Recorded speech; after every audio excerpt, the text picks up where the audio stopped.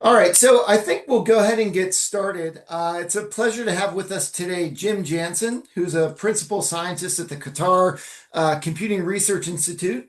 And he's done quite a lot in his career, probably more accolades than I can mention. He's been in academia, he's been in industry, he started his career in the U.S. Army.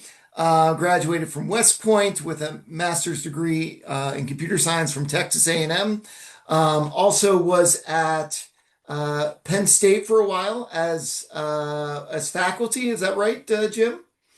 Yes, yes. Worked my way up Um, from lecturer to full professor. So did the yeah, full stint. terrific, terrific. And so a lot of many years later here, but a lot of connections to AI-SDM institutions.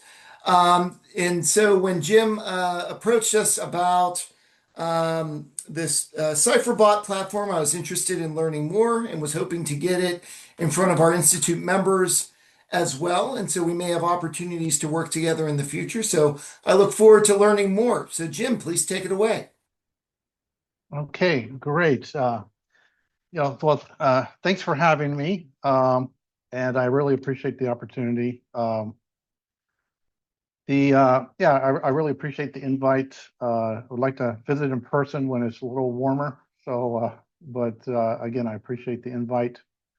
I do have a connection to Pennsylvania. I was at Penn State for several years in the College of Information Science and Technology, and raised my three daughters pretty much there. And so, as I said, I'm Jim Jansen. I'm currently in Qatar, and if you don't know where Qatar is, because I didn't know till I got here, it's a small country in the Middle East. Probably more people have heard of it now because of the World Cup, FIFA 2022. I'm in Doha. This is a picture of Doha at night from the harbor. And I am a researcher with the Qatar Computing Research Institute, one of three major research institutes here in Qatar, part of the Qatar Foundation and part of Hamad bin Khalifa University. I want to really make a pitch also. I'm the editor-in-chief of Information Processing and Management. We have a great line of associate editors. We deal with all the computational science areas, really a kind of focus on the applied, right? Uh, Great processing time, competitive with most conferences. The acceptance rate's a little daunting, but not much I can do about that. But I want to point it out in case you know if an outlet that fits your research. We also have awards for paper awards for PhD and master students. One of the indicators of career success is being fast out of the gate. So we want to encourage students to publish, and that's one of the motivations for these particular award programs. The journal is also sponsoring a conference this year in Wuhan, China. And as an academic, I've always been a little frustrated at the artificial separation between conferences and journals. And also had conferences, at least to me, have got a little stale. You just go there, listen to some presentations, and you really can't, the authors really can't do much. With this particular conference, all accepted papers at the conference will automatically be accepted for submissions to a special issue in information processing and management or one of our partner journals. And the idea is that at the conference, you can actually get feedback that you can do something with from your colleagues and from the peer reviewers. So the conference will be a kind of a stepping stone to a journal publication. So anyway, I want to make that particular pitch. On the content aspects, my main focus is of this particular presentation is on AI technologies for education. And a lot of the computer science areas are having a major effect on educational technologies. in machine learning, used to do a lot of things, including predict student performance, personalized learning, risk detection. Natural language processing, of course, is really having a major impact, doing all sorts of things like summarization and grading.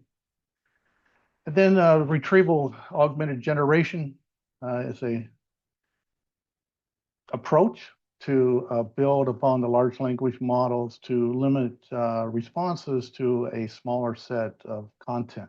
Okay, and it's been actually very effective in reducing some of the hallucinations for the large language models. And of course, the large language models power systems like Cipherbot, which is the system I'm going to show you, and really do some amazing aspects that are really having an effect on education, and a lot of the effects that education have not responded to probably appropriately. And then things like knowledge graph that can actually map curriculum and map student questions and things like that really give analytical insights that has not been available before. I'm getting a little feedback here that the connection's unstable. Are you hearing me? Okay. It Okay. sounds good on my end. Yeah. All right. Um, so, and one of the driving forces is that digital knowledge has moved from documents to dialogue. And this is something that I think we educators have to deal with. Uh, Dialogue, communication has been a very human to human form of communications for thousands of years. And now we have a technology that can mimic it pretty well. And I think it is having a big effect not only on education, but things like social relationships, people developing affections, for these type of dialogue systems. But it certainly is having an effect on education. All right, and I think it's this: say, how do we as educators deal with technology that can not only retrieve but can also reason in some actually fairly complex ways, and then communicate that in a way that we humans are kind of wired to believe. So the goal of this pitch, I'm going to present a AI educational assistant called the Cipherbot. Cipher is Arabic word meaning zero. It's also zero in several other languages on the Indian subcontinent and other places.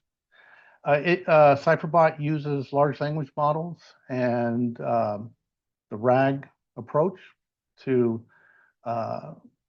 focus educational content for both students and teachers. And I want to explore and kind of see if there's opportunities how this AI system can enhance education and also be great for research, right? I want to say I am not a technomaniac on technology and education. I actually think it's probably at the K1 to K12 or K7 area, something like that. It probably does probably more harm than good. And the track record on technology and education is not stellar. I mean, a lot of costs that often exceed the benefits, and sometimes there's been actually negative repercussions.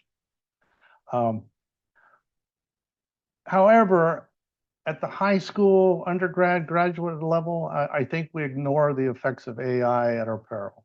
I think it can do some very positive things in this particular segment of the education system. Here's a comment from an undergrad student of mine.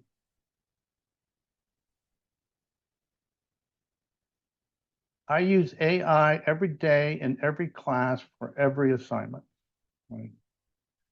A good student too, and I think we as educators just have to realize that is now ingrained in many of our students. I use AI to do things like draft initial papers, and I hire undergrad students to DAI them because they're experts at it. They are better than any of the technology machines. So And Gen AI, especially the large language models, they're also having a very disruptive effect at the course level. I went to West Point as undergraduate, and West Point follows their method of teaching. It's very similar to something like the flipped classroom, project-based learning, makerspaces, things like that, where we had very little lectures in class, and with a lot of conversation, evaluation, dialogue. And so their method of teaching has been very resilient to a lot of changes over time. Calculators, computers, search engines, because nothing could really replace this human dialogue, this human conversation. But now we have a technology that can, and it's really disruptive. And again, going back to the comment, now we're dealing with technologies that not only retrieve, but can actually reason and collaborate and create with humans. And I don't think many of our teaching approaches are ready for this particular dialogue component. It is also disruptive in other ways at the course level, and like dealing with content. I mean, if AI can do it in the classroom, AI can do it in the workplace. So it kind of raises the point, what type of content are we going to be teaching in courses?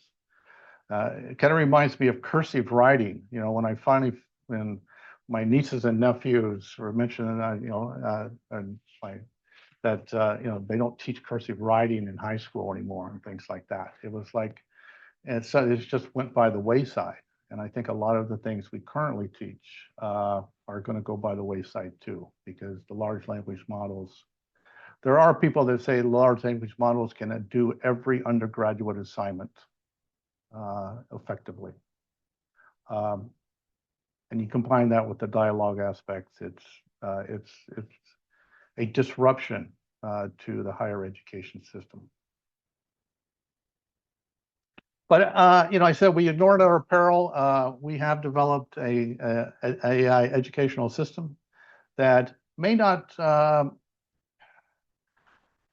improve the learning aspects, but it can reduce the lift for professors and for students in terms of availability and some personalization aspects.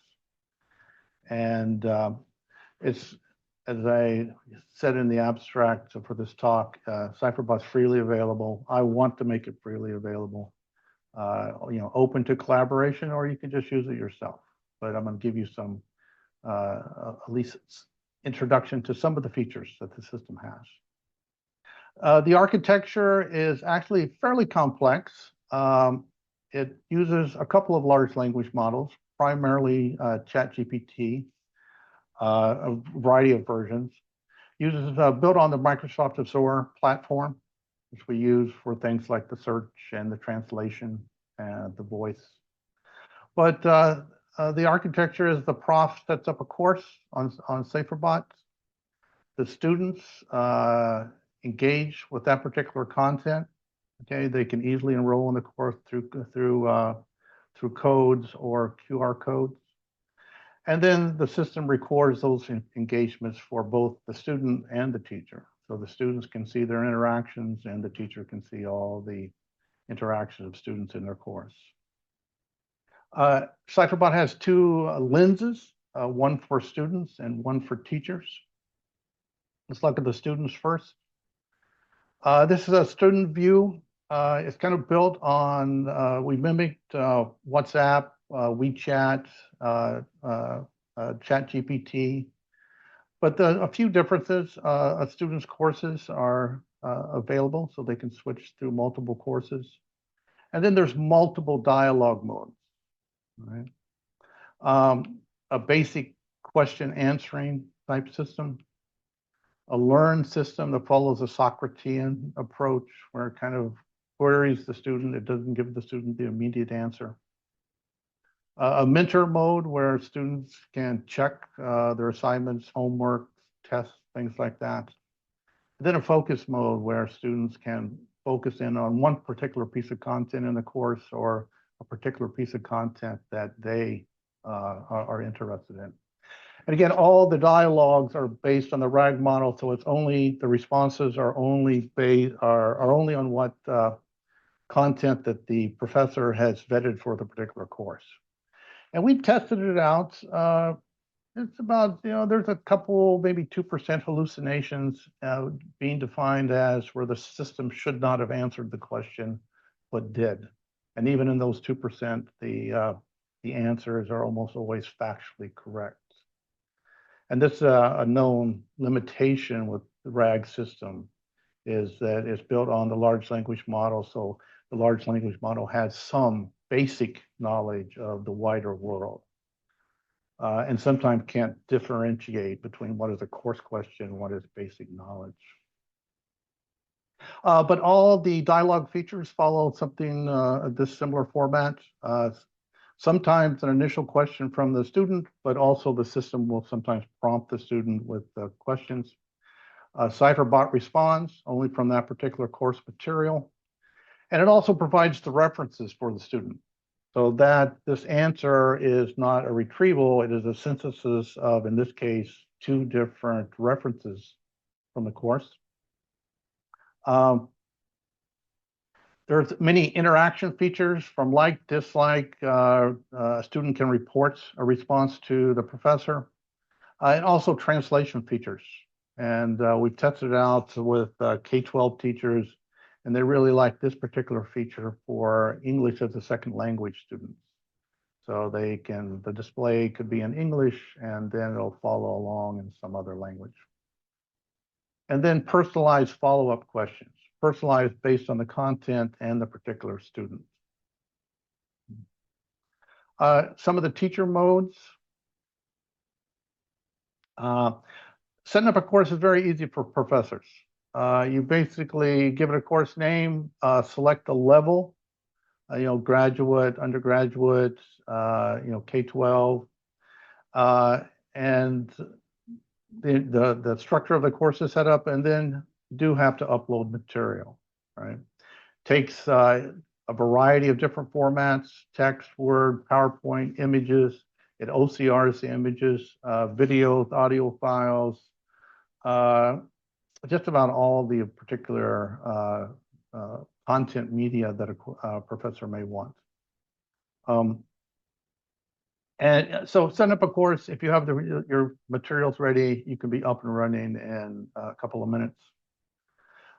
And then you can do many things with it. We found it most successful when Cipherbot is integrated into the course, okay, into the student workflow. But as students engage with the course, Cipherbot records engagement statistics about how many materials, how many conversations, how many students. Cipherbot has many features in this dashboard, but I'll just highlight a couple. One, it does missing content, recommendations to the professor.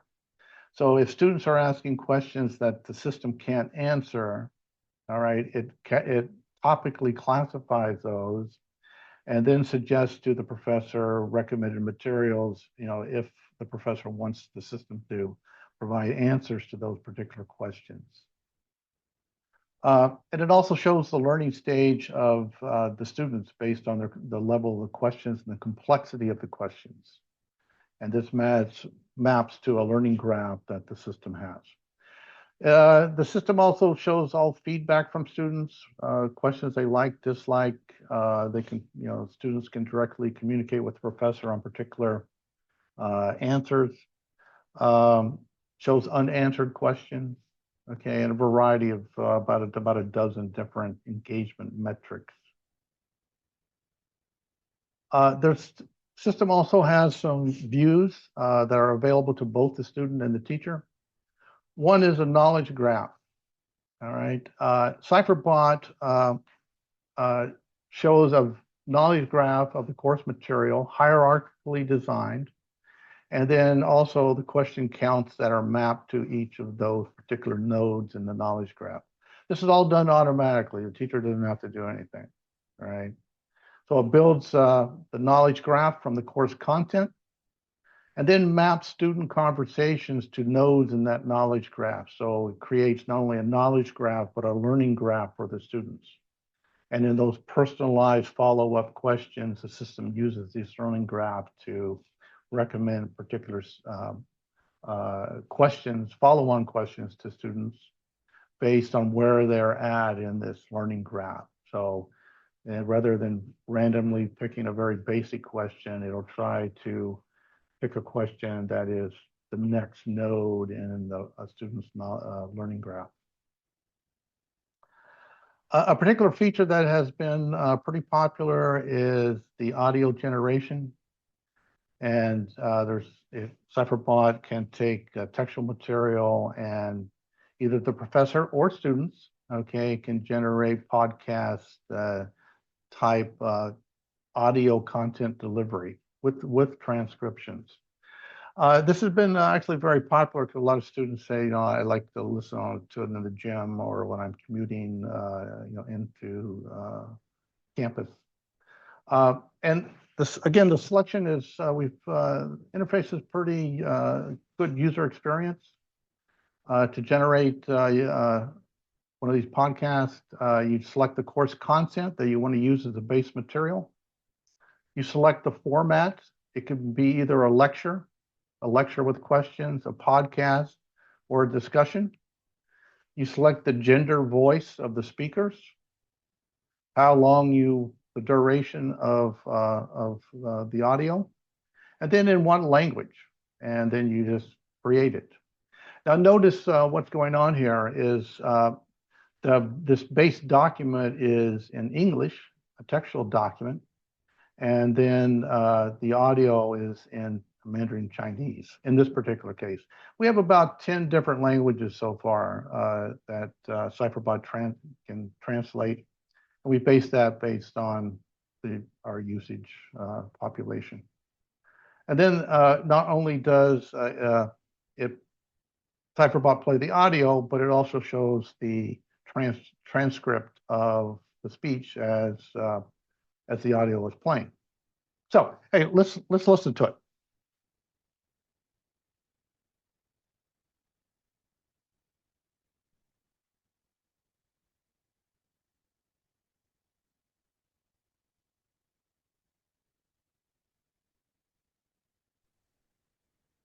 Jim, we cannot listen if you were. Oh yeah, I'm getting ready to turn it on. I'm sorry. Okay. Yeah. Thanks. 嘿，我们今天来聊聊一个挺酷的东西，叫 Cipherbot，一个专门为教育设计的 AI 聊天机器人。它是怎么通过学习材料和 AI 结合，帮助学生学习的？